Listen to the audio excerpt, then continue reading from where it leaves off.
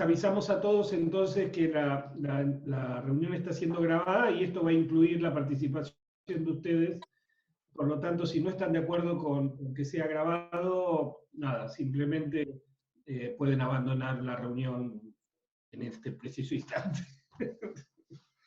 Muy bien. Y para dar el pase a ti, Sergio, a ti, José, digamos, terminar con esto, digamos, lo que creemos nosotros que podemos aportar, uno, es estar conectados, el tratar de estar positivos, lo que nos va a sacar adelante tiene que ver con poder saber qué es lo que está ocurriendo y de qué manera salir adelante. Saber qué es lo que está ocurriendo tiene que ver con que estamos en una pandemia global que va a afectar al 40-50% de la población, que muchos de nosotros, si no la mayoría de nosotros, se va a infectar en algún momento, que afortunadamente el virus, la mayor parte de la gente produce infecciones asintomáticas, pero ya hemos escuchado de que efectivamente es muy complicado para un segmento de la población, pero para impedir que se esparza el virus, es importante lavarse las manos con frecuencia y mantener el distanciamiento social. Ya, eso es súper importante. Y en este ámbito, como les decía anteriormente, tenemos el privilegio de poder seguir haciendo lo que nosotros hacemos a distancia, a diferencia de lo que le ocurre a mucha gente que efectivamente no puede hacer eso. Tenemos un privilegio en el sentido de usar estos métodos. ¿Ah?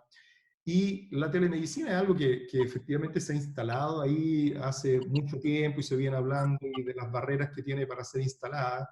Y la verdad que esta epidemia nos pilla en un momento en que no es una opción, digamos, no es que, mira, voy a ver si lo puedo hacer, digamos, la verdad que es una imposición, digamos, ¿ah? O sea, estamos en una trinchera y estamos haciendo telellamadas, teleentrevistas, digamos, en una situación de campaña. Entonces nos tuvimos que poner a hacer videollamadas, y esto es lo que queremos compartir con ustedes, digamos, cuál ha sido la experiencia nuestra, qué es lo que hemos revisado de lo que dice la literatura. Vamos a ver si podemos conectarnos con un colega que tiene más experiencia en estos temas y que capaz que se haya quedado fuera del chat porque está lleno, pero bueno, si lo tenemos, vamos a darle el pase a él.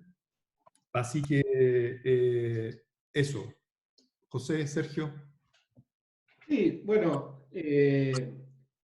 hoy yo no sé, creo que ayer salió un artículo en New York Times de un hombre que se llama Carrión, muy interesante, contando cómo un evento biológico está acelerando el cambio digital. Es decir, que todo el mundo pensaba que iba a ser por alguna virtud de lo digital o de lo mediato que se iba a producir este cambio, y sin embargo fue un evento biológico como una pandemia de un virus.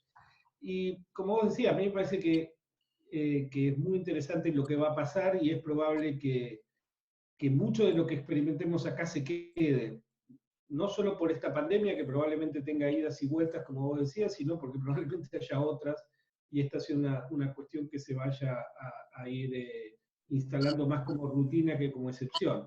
Sin embargo, cuando me puse a revisar la literatura de teleentrevista o telepsiquiatría, como se dice en inglés, todos los datos están dados en un contexto que es totalmente diferente al actual, que es cuando se ofrece a personas que no tenían acceso fácil o directo a una consulta presencial la posibilidad de hacerlo a teleentrevista. Entonces, estos son los datos. En cambio, lo que nosotros estamos viendo es una situación totalmente diferente. Gente que tenía consultas presenciales, estoy refiriéndome a lo que pasa en área, en el instituto en el que trabajo, que se vio forzada a pasar a teleentrevista, y entonces todos estamos presos de una situación que es muy novedosa, y estamos en las tres primeras semanas de esta experiencia, y nos hubiera encantado hablar con las 100 personas a la vez, pero bueno, el diálogo va a estar limitado por lo menos en la palabra. Ustedes tienen el chat, ya veremos para la próxima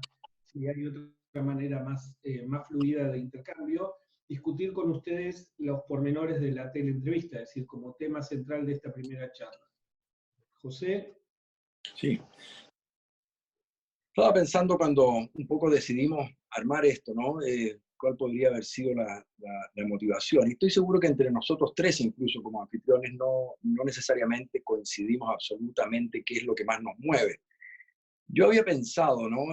A propósito de que diferentes sociedades o instituciones se aproximan a nosotros, los psiquiatras o psicólogos, ¿no es cierto?, nos miran a nosotros en esta vuelta para que les demos alguna pauta, para que instruyamos al resto de la comunidad profesional respecto de cómo lidiar con esta situación. Pensaba yo, ¿y nosotros qué sabemos? Si nosotros no sabemos un carajo más de lo que sabe a lo mejor cualquier colega endocrinólogo, internista que está lidiando con esto. Entonces, en primer lugar, a mí me pareció que esta iniciativa tiene como objetivo hacer un acto de humildad, ¿no? Respecto de que efectivamente nosotros, los psiquiatras, los psicólogos, estamos realmente tan desprovistos de herramientas, desprovistos de una cultura para hacer esto, de una experiencia para hacer esto, de una sapiencia para hacer esto. Nadie podría hoy día decir que esto se hace de esta forma o de esta otra forma, ¿no?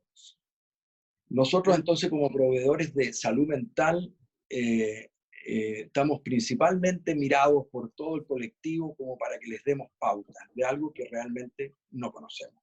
Y a mí me parece que un foro... Sí, perdón, dale. No, puedo contar una anécdota si se quiere político-institucional.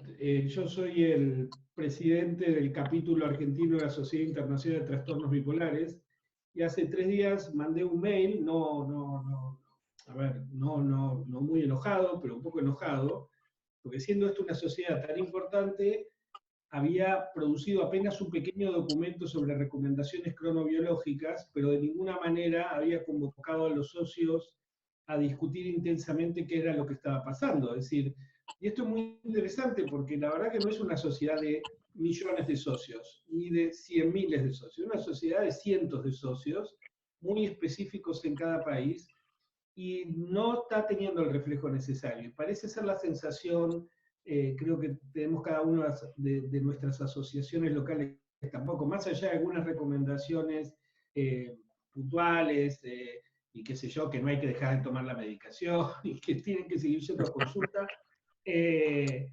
ha fallado el músculo de reacción inmediata y yo sentí cierta orfandad, es decir, por ejemplo, para los que nos dedicamos en trastorno bipolar, entiéndanme, yo tengo así, cariño por la investigación, entonces me cuesta no pensar cada situación en una potencial investigación. Este es un escenario mundial de un cambio muy brusco en millones de personas en el nivel de actividad motora y de desplazamiento, y técnicamente esto tendría que ser entonces un gran laboratorio para experimentar hasta qué punto son esas modificaciones en los ritmos diarios los que disparan, atenúan o modifican el curso del trastorno bipolar. Yo sé que suena feo hacer experimentos en este contexto, pero es casi una obligación médica sacarle jugo a la desgracia, es decir, la medicina hace eso, aprende de la desgracia para que intentar evitarla. Y no está viendo esto, es decir, yo creo que esta va a ser una de las conclusiones, que los psiquiatras estábamos muy alejados, los psicólogos estábamos muy alejados de la posibilidad de un evento pandémico, un evento epidémico y poder participar de manera más racional ante esto. Yo creo que esa va a ser, probablemente empiecen los papers de esa manera, ¿no? Frente a la experiencia de coronavirus y de la poca experiencia al respecto, bla, bla, bla, bla. Es decir, vamos a tener que admitir que habíamos salido sin el paraguas, ¿no? Para esto. Claro, y entonces justamente las reflexiones inteligentes, la comprensión, la conceptualización que vamos a lograr hacer de este periodo, cuando sea que se amaine o cuando sea que termine, vendrán después. Pero lo que estamos ahora probablemente es en la construcción de la comprensión. Estamos recién en la experimentación y por eso yo pienso que un foro como el que estamos propiciando tiene ese valor, ¿no? No hay nada escrito en bronce respecto de lo que estamos viviendo. Hay muchos colegas que tenemos la obligación, no nos queda otra, que proveer salud mental a otros más vulnerables que nosotros y no sabemos la mejor forma de hacerlo, no está escrito. Yo no encontré un paper que me diga cómo manejo la angustia de mi paciente XY, ¿no es cierto?, frente a los datos reales de la pandemia. ¿Cómo lo protejo? No está. Entonces, esto es insisto, un primer acto de humildad de que va a haber que construir mucha información. Y estoy seguro que los más habilosos y organizados de cabeza como Strejilevich van a generar datos maravillosos de esto posteriormente. Pero en esta etapa todavía estamos recién tratando de entender qué nos está pasando a nosotros.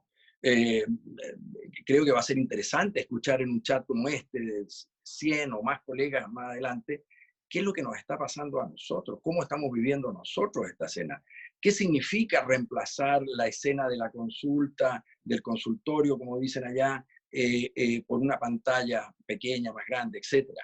¿Qué significa tener audífonos metidos en la oreja?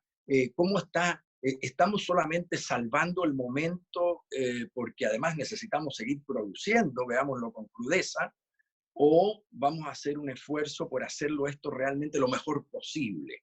¿Y qué es lo mejor posible? Bueno, yo creo que las respuestas no las tiene nadie todavía, ¿no? Estamos recién empezando. Yo quiero hacer una pequeña reflexión de qué es lo que estamos viviendo, ya se ha dicho, pero quizás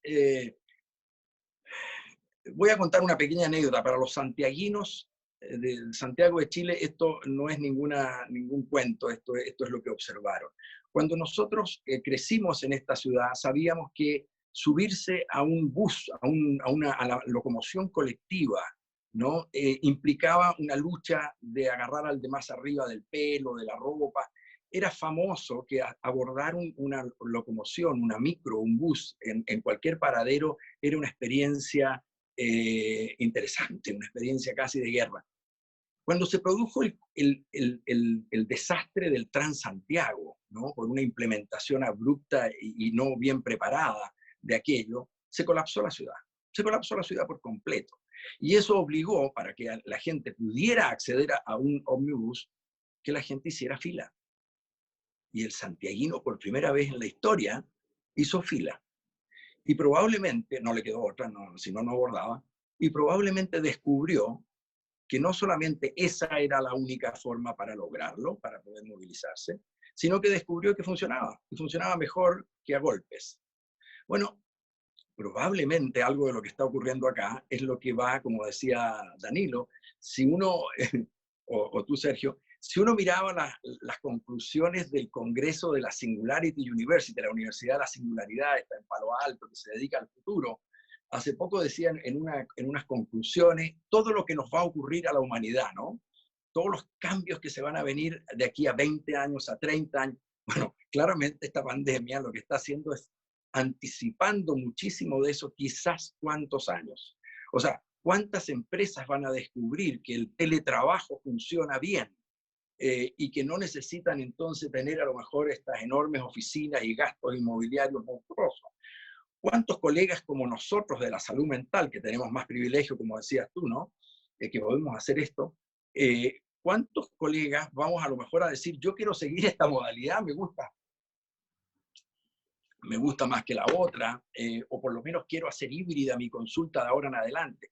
Vienen cambios muy importantes porque probablemente la pandemia va a traernos un nuevo tiempo, pero además, porque como lo han anticipado algunos, no olvidemos que Bill Gates hace 5 años dijo, el próximo desafío que se nos viene, la próxima amenaza de este mundo, hay una charla TED muy interesante, dice, es un virus, son los virus.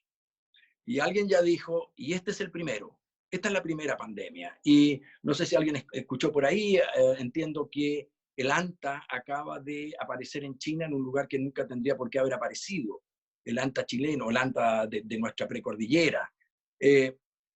O sea, probablemente este no es una pandemia puntual, es una nueva era. Es una nueva era que va a redefinir la forma en que cuánto nos acercamos entre nosotros, nos vamos a poner todos medios orientales para saludarnos, es probable, pero muchas otras cosas van a ir jugando un rol importante en modificar la forma en que vivimos, la forma en que nos sentimos más seguros o menos seguros cotidianamente. Y eso va a tener un impacto tremendo en la salud mental. Y nosotros somos los protagonistas de esa película. Todavía no nos sabemos el libreto, pero somos los protagonistas de la película. Eso es como una primera reflexión. Eso. Vamos a la parte práctica, ya que el tiempo avanza, digamos, tenemos 45 minutos. Sergio, respecto a lo que nos ha tocado hacer, digamos, a partir a la telellamada, a la teleatención, digamos, cuéntanos tú cómo te has aproximado a eso. Hablemos de las plataformas, hablemos del setting, hablemos de los temores que tenemos todos respecto a cómo se va haciendo la experiencia de estas 2 semanas. Bueno, a ver, la verdad es que en área teníamos experiencia, nosotros vemos bastantes pacientes de lo que se llama las provincias, o sea, que están fuera de la ciudad de Buenos Aires, que por no contar con algún especialista en el tema o por vivir en un lugar alejado, en general consultaban una vez con nosotros de manera presencial, viajando de su lugar donde viven, y después pasábamos a tener una teleasistencia, una teleentrevista, y con muy buen resultado. Es decir, el pasaje a esta modalidad no fue sorpresivo. Nosotros lo hacíamos en general por Skype, lo hacíamos por el video chat de WhatsApp. La gente se siente más cómoda con ese sistema que con cualquier otro, obviamente. Pero eran unas circunstancias bien diferentes, porque esta gente, ahora vamos a revisarlo, pero todos los estudios que vieron la modalidad de teleentrevista respecto de satisfacción del usuario, hay una ecuación muy clara, que es, a medida que aumentan los costos y la distancia, aumenta la satisfacción por la teleentrevista, y a menudo que disminuyen los costos y la accesibilidad por distancia, aumenta la preferencia por el presencial. De hecho, solo a igual costo y a igual distancia prefieren la presencial, si no el usuario tiende a preferir la teleentrevista. Ahora, ¿qué 2 cosas son nuevas? Una es que en general esos pacientes partían de una entrevista presencial, venían una vez, nos conocíamos, nos dábamos la mano, nos dábamos un beso, le miraba la cara, lo olía, lo tocaba, y después pasábamos a teleentrevista habiendo habido un acuerdo previo a nivel presencial. Acá, como yo decía al principio, ha sido una migración brutal de gente que tenía su ritual de venir al consultorio, que yo la atendía, sabía cómo saludarlo, qué sé yo, a teleentrevista. Hasta acá la experiencia está siendo súper buena, es decir, las dificultades las vamos a discutir, en todo caso es la implementación técnica de algunos aspectos. Ya no tenemos el apoyo de algún médico que hacía la receta, entonces estamos luchando, esta semana recién resolvimos la receta electrónica acá en la Argentina. Y el otro tema que supongo podemos charlarlo es el cobro, ¿no? Es decir, el cobro ha quedado mediato y uno se encuentra de que, bueno, que hay una dificultad nueva, por decirlo de alguna manera, en conseguir que se establezca el cobro por la consulta. Esas son las 2 diferencias técnicas. Después aparecen todas las otras cosas, no sé si te parece empezar a charlarla, que han sido los principales miedos Vamos quizás por parte. Vayamos primero a compartir con los colegas con respecto a las plataformas. ¿Qué pantalla estás viendo tú ahí, Sergio? Estoy viendo el del wearable. Ya. Entonces no están viendo sí, lo mismo. Lo que yo quiero que vean. ¿Qué se ve? ¿Qué se ve ahí? No, se ve lo mismo, ¿no es cierto? Lo mismo. Lo mismo. Sí. Un último intento, si no me voy. ¿Qué se ve ahí? Lo mismo. Lo mismo. Lo mismo. No, lo que quería mostrar eran las plataformas, digamos, porque ¿cuáles son o sea, todos nosotros hemos usado Skype para hacer videollamadas, está Google Hangouts, que funciona bastante bien, pero tiene algunas cosas, está FaceTime, para la gente que tiene iPhone, está WhatsApp, ¿ya? Pero hay 2 aplicaciones que yo las descubrí ahora, digamos, en relación a esto, digamos, una que es Zoom, que es lo que estamos usando en esta plataforma y que sirve para hacer videollamadas, y la otra es una que descubrí ayer, ¿ya? Que es Whereby, lo voy a escribir aquí en el chat, whereby.com. Para que, nada, los que no tienen experiencia, digamos, con plataformas diversas en este tiempo la puedan usar, porque me parece que Zoom funciona bastante bien y le da un setting más profesional a lo que hacemos, y Whereby hace lo mismo y tiene algunas algunas gracias desde mi punto de vista, digamos. ¿Ya? No sé, Sergio, si tienes algún comentario respecto a las plataformas, ¿qué es lo que has usado tú? No, yo me siento en general conforme con todas, la verdad que yo les estoy mandando un mensaje a los pacientes con las opciones y me adapto a lo que el paciente prefiera. Ese es un obstáculo claro. Yo atiendo adultos mayores, así que nada, les cuesta un poco más, pero no les impide. Así que este es un prejuicio importante, ¿no? Yo atiendo promedio de 60, 70 años, tienen mis pacientes y esto no les impide. Muchas veces por eso el WhatsApp es la puerta fácil de ingreso, porque yo los puedo llamar, entonces ahí ya se atienden y después se van acoplando. El Zoom tiene más calidad, obviamente, permite verlo en la compu en vez del celular. El celular es más chiquita la imagen, cansa más, el audio no es tan bueno, invita a desplazarse, esto lo vamos a charlar, este es un tema técnico de la teleentrevista, que es la posibilidad de hablar caminando, que a veces no es tan bueno. Pero la verdad es que ayer me pasaste el Whereby, me parece bien, me resultan todos más o menos igual. Sí, después charlemos un poco la implementación técnica, digamos, ¿no? Cómo armar el setting, lo que se llama apuesta de la teleentrevista, me parece que no es un tema menor y que te aporta. Aquí en el chat están preguntando qué tiene Whereby, que le encuentro yo que en el modo gratuito, cuando uno se inscribe, el link, el enlace que uno le manda al paciente está personalizado con el nombre de uno y es uno solo. Entonces no hay que estar mandando distintos links a distintos pacientes, sino que le manda uno el mismo link a los distintos pacientes. En el fondo es como si uno estuviera en su oficina y la gente te tiene que golpear la puerta para ver si puede entrar o no entrar. Ahí, creo yo que esa es una ventaja. Y lo otro es que no hay que bajar ningún programa, se puede ver desde el mismo navegador, y lo cual hace un poco más sencillo porque hay menos pasos que tiene que hacer el paciente. Pincha, coloca su nombre y manda la invitación. Entonces, eso creo que simplifica. ¿Tú, José, algún comentario? No, yo quería decir que esto también ha contribuido un poquito a marear a la gente. Yo me he dado cuenta que algunos pacientes han tenido que negociar cuál plataforma usar y se pierde una cantidad de tiempo importante. Me he preguntado, así con toda humildad, si alguna de estas plataformas realmente hace una diferencia significativa por sobre WhatsApp Video, ¿no? Porque WhatsApp Video tiene todo el mundo. Y la impresión que yo tengo hoy día es que no hay gran diferencia. Hay un tema con Zoom que está en todo en este momento en la palestra, ¿no es cierto?, de que su confidencialidad y su privacidad estaría cuestionada, ¿no? Porque habría sido que de punta a punta no está encriptado como se suponía que estaba, o cambió, o algo así. Por lo tanto, también hay gente que va a venir con ese tema y por eso dale Jitsi Meet, que se supone que es la plataforma más segura. Ahora, uno no está hablando con el presidente de ningún lugar, digamos, y probablemente no son consideraciones tan relevantes. Digo, esto va a salir y está saliendo en los medios, por eso lo comento. Yo he usado todas las plataformas, creo, todas las que más o menos, incluso House Party, no sé cuál, después dijeron que la habían hackeado, no sé qué. Dependiendo de los gustos del paciente, uno las va usando todas. Mi sensación a esta altura es que no hay gran diferencia por sobre lo que uno logra en WhatsApp Video, que es justamente la que uno le da acceso inmediato a cualquier paciente, incluso a aquel que no sabe manejar la tecnología, digamos. FaceTime si hay iPhone, sin duda, sí, o si hay Mac. Sí, creo que el principal tema, digamos, a propósito de los settings, uno es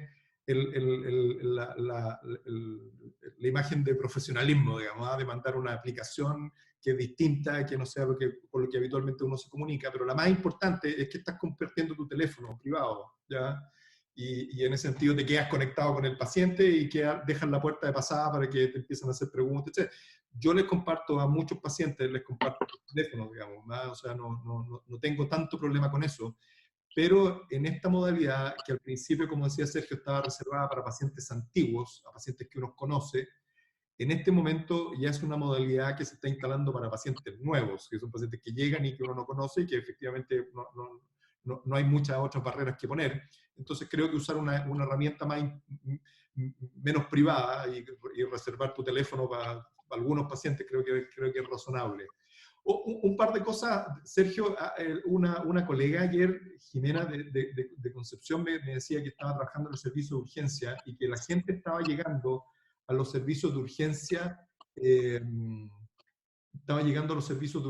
a solicitar recetas, digamos, ¿ah? Porque en este tema de tener que recluirnos, también se ha cortado la comunicación para dar recetas acá en Chile, recetas de productos controlados. O sea, podemos dar recetas para cualquier cosa, pero físicamente siguen exigiendo las recetas de clonazepam, de los medicamentos que tienen recetas controladas, igual que los estimulantes, y que la gente está yendo a la urgencia, digamos. ¿Cómo está resolviendo el tema de las recetas, Sergio, José? Bueno, se resolvió anteayer. Es decir, ahora nosotros podemos mandar una receta por foto al WhatsApp o al correo electrónico, el paciente la imprime, incluso en algunas farmacias se contentan con que le enviemos una copia de esa foto a la farmacia y no hay impresión, y con eso ya incluso se respeta el descuento de los sistemas privados de salud o los sistemas sindicales de obra social. Hasta antes de que se arreglara eso, nosotros habíamos armado de emergencia un sistema de mensajería en moto que la distribuía por Buenos Aires, y nada, pero ahora realmente se saldó eso, y yo creo que ojalá esa es una de las cosas que debería venir para quedarse, ¿no? Es decir, este sistema lo americano de que la receta sea realmente telereceta, es decir, receta electrónica, y no estar ahí tirando papeles y haciendo papeles y todas estas tonterías que venimos haciendo desde hace años, pudiendo directamente mandar un formulario electrónico a una farmacia y arreglar el asunto, ¿no? Estaría todo mucho más claro. Esa es una de las cosas que, como decía antes, la pandemia va a traer, va a adelantar en el tiempo. Es absolutamente absurdo que uno no tenga un acceso restringido, por supuesto, y viene, ¿cómo se dice?, autentificado, digamos, con farmacia. Uno tendría que tener la posibilidad de llamar o de escribir un mail a la farmacia, seguramente tiene que estar registrado, y eso termina con este tema para siempre, pero probablemente en nuestro medio va a demorar un poco más. Teníamos una herramienta que era la universal, ¿cómo se llama? La clave única. La clave única, ¿no? Que está en problemas en estos momentos, porque el tema va a ser finalmente cómo uno autentifica que es uno, ¿no? Y que no está siendo suplantado por otra persona. Pero no hay manera, perdona, Danilo, yo creo que no hay manera, si eso no se instala a la brevedad, y creo que va a tener que venir un mecanismo muy pronto, no hay manera sino que o hacerle llegar a un paciente la receta, porque hay muchas farmacias que no van a honrar el sistema de la foto. Hay farmacias que medio a la mala lo están haciendo, pero muchas farmacias y muchos pacientes han dicho no me aceptan una receta electrónica. Entonces no hay otra manera que o llevarle uno la receta a la casa a un paciente, o lo que he hecho con algunos pacientes yo que han pasado al edificio donde yo vivo y en conserjería le dejo la receta. Pero en realidad no hay una forma de resolver esto en forma definitiva antes de que exista el otro método. Claro, nosotros que trabajamos en un sistema institucional mantenemos abierta la institución en un horario restringido de 10 a 12 del día, y los colegas van 2 o 3 veces a la semana a dejar las recetas para que los pacientes las puedan retirar desde ahí, digamos. Esa es una solución. Pero acá en Chile el organismo que regula el ISP no permite recetas electrónicas para los controlados, y eso sigue siendo un problema. Quería mencionar solamente una cosa antes de pasar al fondo del telellamado, digamos, que hay una diferencia ahí entre lo que llaman la telemedicina y esto que hacemos nosotros, que es telellamado utilizando plataformas, que tiene que ver con 2 cosas. Uno, el tema de la confidencialidad, y que efectivamente cuando uno instala este sistema y acuerda con el paciente de hacerlo, es que al igual como Sergio lo hizo al inicio de la entrevista, le pidió permiso a la audiencia para grabar, ¿ya? Y en ese sentido uno debiera pedir permiso o debiera explicitar ante el paciente que él acuerda, obviamente acordó porque se comunicaron, digamos, hacerlo de esta manera, digamos, o si trabaja en un sistema en que tiene secretaria, que la secretaria pida en el sentido del consentimiento. Y las maneras más, por decirlo así, profesionales de hacer telellamada, digamos, es con servidores exclusivos. O sea, ahora, eso lo pueden hacer las grandes clínicas, ¿ya? De que puedan tener sus propios servidores y que en ese sentido el contacto esté cifrado desde inicio a cierre, y que eso no se comparta en una gran plataforma. para la mayoría de los colegas que trabajamos desde nuestras casas, digamos, obviamente no estamos ni siquiera en los centros médicos pequeños, estamos en condiciones de tener sistemas que tengan ese nivel de sofisticación. Y lo otro es el acceso a la ficha clínica.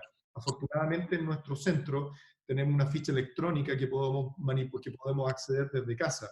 Y eso hace toda la diferencia porque en el fondo tenemos la misma ficha que utilizamos en casa con la ficha que utilizamos para los colegas que no tienen sistemas de ficha electrónica, lamentablemente tienen que efectivamente manipular sus fichas físicas para mantener una continuidad con el registro, digamos, que tienen los pacientes. Entonces, en ese sentido, la confidencialidad y el registro son temas súper relevantes y que efectivamente hay que tratar de mantener, y el avanzar a tener todos algún sistema de registro electrónico que esté validado con las reglamentaciones locales es lo que uno debiera hacer, ¿ya? Pasemos por el tiempo, Sergio, a qué es lo que has visto tú respecto a los temas de setting, los temores y la efectividad de la telellamada. Bueno, compartamos un minuto acá con los colegas. Hicimos, aprovechando, voy a compartir mi pantalla, una encuesta muy rápida, la arrancamos ayer en Facebook, de tanto de práctica psiquiátrica como de área, y podían contestar rápido 3 preguntas, solo para que vean, la mayoría, 72% fueron psiquiatras, el 22% psicólogos. Queríamos que contesten pacientes, vamos a intentarlo hacer para la próxima. Y lo primero es que creo que estamos todos gratamente sorprendidos. Fíjense, hay muy poca gente, esto es el grado de satisfacción con las entrevistas a distancia, y como pueden ver, la mayoría, esto es nada satisfecho, y esto es muy satisfecho, es una escala de Likert de 1 a 10, y como pueden ver, la mayoría se agrupa con un nivel de satisfacción de bueno a alto. Esta es la primera cuestión. Y cuando se les preguntó qué dificultades habían encontrado, la dificultad, el 42% contestó que le produce más cansancio que el habitual. Yo creo que eso vale la pena charlar un rato, que le resultan más frías, que le cuesta empatizar con la persona y que le cuesta encontrar intimidad. Esto es, encontrar un lugar donde pueda estar trabajando tranquilo. Y con respecto a las ventajas, la primera es obviamente no tener que viajar para la ventaja, pero fíjense que ya un 15% de estas 40, es muy poquito obviamente, refiere que se siente más cómodo. Un tema que me gustaría que charlamos es que uno empieza a espiar un poco el entorno físico real del paciente, es decir, uno puede acceder, no por el relato del paciente, sino por la observación directa. Si quieren, ya tengo un par de anécdotas. Y la otra que es para mí muy notable y que probablemente está enlazada con la del cansancio, es que la comunicación se pone más efectiva, más concreta, más sintética, y la entrevista es mucho más productiva. Y después, si quieren, vamos a compartir los resultados de esta encuesta en el lugar donde vamos a elegir alojar todo esto. Pero déjenme mostrarles, revisamos la literatura y encontramos, estas son el resumen de la literatura. A la hora de encontrar dificultades, las dificultades que reportan los clínicos es la dificultad para establecer intimidad o rapport, la dificultad para detectar comunicación no verbal, la dificultad para detectar emociones, la imposibilidad de hacer intervenciones físicas, alcanzar un pañuelo, tocar la espalda de un paciente, no se hagan fantasías, digamos, pero estas cosas que uno hace casi naturalmente y que si tiene un poco de experiencia son sumamente útiles. Y también es muy interesante que muchos, yo de hecho partía con la idea de que los pacientes no se iban a sentir cómodos, que se iban a sentir mal atendidos de esta manera. Y después había un dato muy importante. Ustedes saben que el 30% de la eficacia de cualquier tratamiento psicoterapéutico pasa por lograr lo que se llama alianza terapéutica o enganche con el psicoterapeuta, y entonces había un temor de que esto pudiera suceder. Y finalmente esto que comentamos, dificultad para cobrar la entrevista. Y después hay problemas específicos de la teleentrevista. Un lugar, esto que charlábamos, que no es así en lo que se llama telemedicina, donde los lugares están construidos de profeso para eso, pero yo he atendido en el patio de mi casa, he tenido que encerrarme en mi habitación, me pasa el gato por encima, es decir, encontrar un lugar confiable, confidente, para poder tener una entrevista. Yo atiendo muchos pacientes con trastornos motores, entonces mi examen normalmente empieza en la sala de espera cuando voy a buscar al paciente, me paro detrás de él y lo veo caminar, veo cómo se levanta en la silla, veo cómo se desplaza, si se ubica o no rápidamente, todo eso lo pierdo. eh, y bueno, esto de menor acceso, y también es que uno abre un poco la intimidad, que va más allá. Vale la pena que les cuente una anécdota. Yo tengo un tatuaje de hace muchos años, o sea, de cuando era joven, o sea, hace 2, 3 años atrás, y normalmente lo tapo en el reloj. Y claro, así como ahora estoy en calzoncillos y camisa, digamos, no me puse el reloj, y una paciente dijo, tenés un tatuaje. O sea, la paciente muchos años, y yo me quedé porque, nada, no, la verdad que tampoco me molesta tanto que lo vea, pero fue un momento casi de revelación, porque después de tantos años ella accedió a algo que normalmente no accede, pero al mismo tiempo, con esa paciente yo accedí a conocer el famoso perro que ocupa un porcentaje importante de nuestras entrevistas, del cual yo me había hecho una imagen que era así como un mastín napolitano endemoniado, y viéndolo parecía más cerca de un chihuahua que otra cosa. Y lo mismo me pasó con los hijos. Es decir, por ejemplo, yo vengo atendiendo a una paciente que tiene trastorno bipolar 2 y TLP, y me cuenta que ella es madre soltera y le cuesta manejar al hijo, etc. La cuestión que la vi estas 3 veces y nada, el hijo tiene ADD. Lo vi porque tiró a la computadora durante la entrevista, saltó por encima de la pantalla. Entonces, nada. Bueno, y lo último es que cuando uno contrasta con los datos, resulta que los datos son bastante contradictorios con las experiencias subjetivas frente a la teleentrevista. Lo primero es que los pacientes en todos los datos ponderan mejor la entrevista que los clínicos. Y esto está asociado a los menores costos. Y probablemente también los clínicos ponderemos peor, digamos, la teleentrevista, justamente por los costos, porque probablemente ganemos menos o nos cueste más acceder al dinero de nuestros honorarios a través de la teleentrevista. Esto hay que decirlo. Hay mucho dato de que actualmente los niños y los adolescentes prefieren la teleentrevista, y también muchos pacientes reportan sentirse más confortables y abiertos a ser honestos por la distancia que le permite la teleentrevista. A mí, de hecho, me encontré reflexionando si este no es el nuevo diván, es decir, si no va a permitir acceder a algún material oculto por la adquisición de la mirada cercana, ¿no?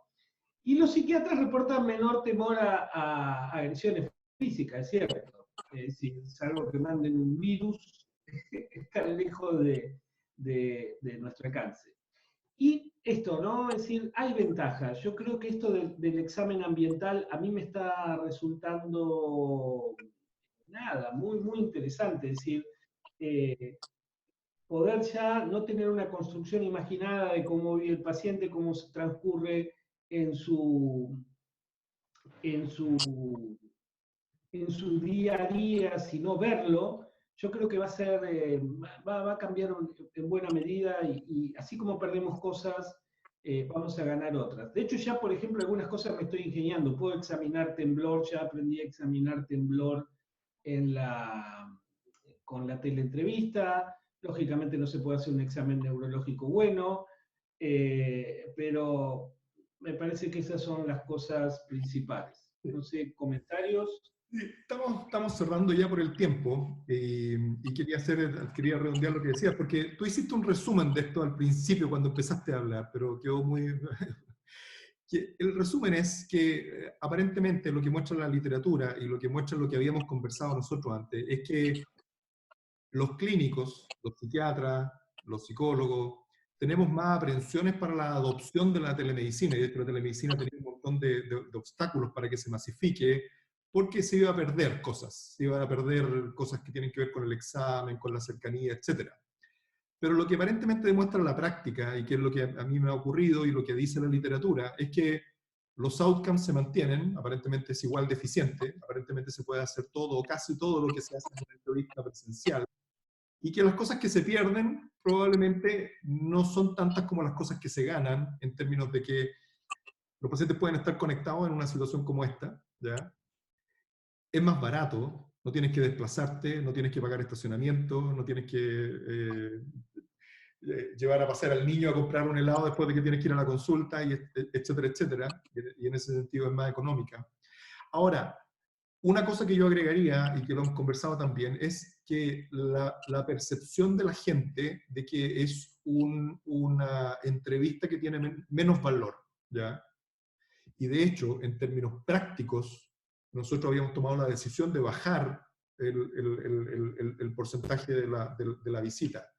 En términos reales, la verdad que la entrevista es tan exigente y a mí también me produce más cansancio. Estoy absolutamente de acuerdo con lo que dice la encuesta. A mí me produce mucho cansancio una tarde después de ver varios pacientes seguidos de esto. No sé si es por el estrés de la circunstancia, no sé si hay otros factores que están involucrados, pero me cansa bastante. Entonces, creo que hay que, como una recomendación práctica, acortar los tiempos que uno hace en vez de atender en 1 hora, atender en 40 minutos, en 45. Y efectivamente creo que hay que bajar el valor. De hecho, en Chile, el valor de telemedicina para psiquiatría en las clínicas grandes es menor que el valor que tiene la misma consulta presencial. De nuevo, uno tiene la sensación de que está entregando lo mismo, pero se percibe menos. Entonces, puede ser recomendable bajar los costos, puede ser recomendable bajar los tiempos y hacer cosas para disminuir el cansancio, pero aparentemente es una herramienta que a los pacientes les gusta mucho y que efectivamente permite mantener el cuidado a la distancia y que probablemente tiene muchas ventajas y que también nos va a permitir mantenernos trabajando en este tiempo que, como decía, claro, probablemente la primera oleada va a durar 2 meses, pero esto de que va, viene, van a durar un montón de tiempo y esto va a venir para quedarse. Entonces va a haber que empezar a encontrar cuáles son las mejores prácticas para esto, y en esta conversación queríamos hablar precisamente de eso. ¿Algunas palabras para cerrar, Sergio, José? No, yo quería decir Perdón, yo decía 1 minuto extra para las recomendaciones técnicas de la entrevista. Dale. Muy rápido, ¿eh? Yo creo que vale la pena. Déjenme compartir rápidamente la pantalla. Antes que lo digas, yo agrego solo una palabra que quería decir. Muy breve. Para la angustia de todos, efectivamente nos ha bajado la consulta a todos muy significativamente. La cantidad de pacientes que rechaza la posibilidad de teleentrevista no es menor. Hay algunos que no les queda otra, pero muchísimos pacientes dicen, no, yo prefiero esperar a que pase esto. Probablemente no saben cuánto tiempo va a haber que esperar y a lo mejor van a llegar más tarde. Pero sí, para la angustia que estamos viviendo todos los profesionales, sobre todo aquellos que están ejerciendo liberalmente la profesión, ¿no es cierto?, es que la consulta ha bajado radicalmente. Yo digo, además, afortunadamente, en el sentido no económico, pero sí en el sentido de que si yo viera la cantidad de pacientes que veo normalmente en mi consulta a través de la pantalla, sencillamente me explotaría el cerebro. No sería capaz, el agotamiento me llevaría a hacer totalmente deterioro rápido, digamos, y sin poder cumplir con la tarea. Así que eso, compartir que sí, ha bajado y ha bajado mucho. Hay mucha aprensión y angustia en ese tema también. Bueno, comparto rápido esto y hacemos el cierre. Revisé tutoriales de cómo armar una buena teleentrevista y todos hacen hincapié a cuidar el setting, es decir, no dejarse engañar por la facilidad. Y todos se refieren a esto. Es decir, uno puede hacer esto es un chiste obviamente, estoy posando para mi mujer, que es empezar a tener la entrevista de cualquier manera mientras uno hace otra cosa, ¿no? Es decir, bueno, ya. Y no es que solo nos pasa a nosotros, creo que a todos nos ha pasado, los pacientes empiezan a caminar, contestan, se arman un mate, y eso hay que evitarlo, y hay que evitarlo activamente, es decirle al paciente, busca un lugar, sentate, no camines, esté bien iluminado, así te puedo ver bien la cara, etc.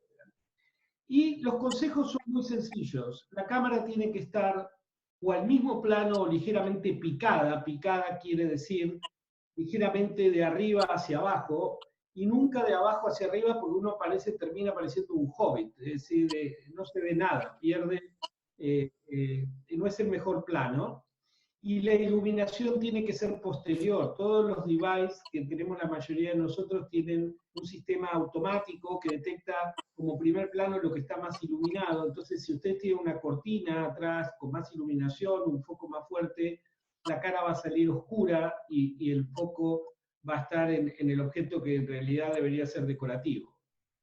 Y los 3 consejos básicos son definir la iluminación y el encuadre previamente a empezar la entrevista, retirar objetos reveladores y distractores. Esto quiere decir, por ejemplo, no está bien que se vea un calzoncillo, no está bien que se vea la botella de whisky vacía. Ni la foto en la playa. Ni la foto en la playa, ni la novia que uno tuvo de chiquito, porque el paciente va a estar distraído en eso, o los muñequitos, qué sé yo. Yo tengo muchos en el consultorio, así que mis pacientes están acostumbrados. Y antes de sentarse a hacer una prueba de imagen y sonido. Es decir, esto, para aumentarle el valor a nuestra consulta, una de las cosas es no hacer un papelón los 5 minutos de a ver cómo te va, ya se cae, se mueve la cámara, todo eso. Y tener la cámara fija, esto a veces uno está tentado a subir, bajar, tenerla en la mano. La verdad es que uno necesita las 2 manos para tomar apuntes, hacerle los gestos. Es decir, si no, el paciente empieza a contar con un médico manco, con un psicólogo manco, porque una de las manos está en la imagen y eso no es la comunicación a la que está acostumbrada. Bueno, esto era todo. Espero que a todos los amigos que se han conectado han superado la capacidad que teníamos técnica. Muchísimas gracias. Y que entiendan que esto también, supongo que el próximo viernes vamos a estar más organizados nosotros.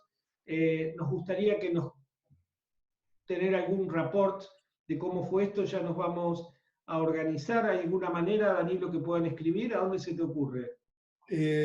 Vamos a subir la presentación al sitio web de Práctica Psiquiátrica. No vayan ahora porque ahora no está listo, pero en algunos días más. Y por los mismos medios vamos a anunciar la próxima sesión el próximo Viernes Santo a las 12 del día. Y vamos a anunciar el tema. Habíamos definido un tema, ¿sí, Sergio? Sí, uno de los temas es manejo de tratamiento farmacológico en el contexto del tratamiento farmacológico del COVID-19. Vamos a hacer una charla de inexpertos, nadie sabe. Hemos conseguido, me contacté con la gente de España y me mandaron unas guías, las vamos a repasar. Estuve leyendo las guías, tampoco es que estén con un racional muy importante, está entre lo racional y el sentido común. Y la idea es que si se mantiene la audiencia y están todos conformes, en algún momento podamos saltar a temas que no son tan contextuales y empezar a discutir algunos temas más de fondo, más psiquiátricos y ir avanzando. Por supuesto, vamos a armar un canal de interacción, así que por favor, mándenos todo lo que se les ocurra. Y por mi parte, muchísimas gracias a Danilo, que fue el que disparó esta idea, José. Quiero contarles algo.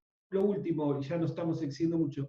Ayer estaba nervioso por esta reunión, me di cuenta de una cosa. Nepsis y ARIA, que son 2 instituciones gemelas, aunque Nepsis nació con mayor peso ponderado, digamos, a esta altura yo ya hubiera ido a Chile, o alguno de ustedes hubiera venido a Buenos Aires, y estaríamos teniendo... No, sacame.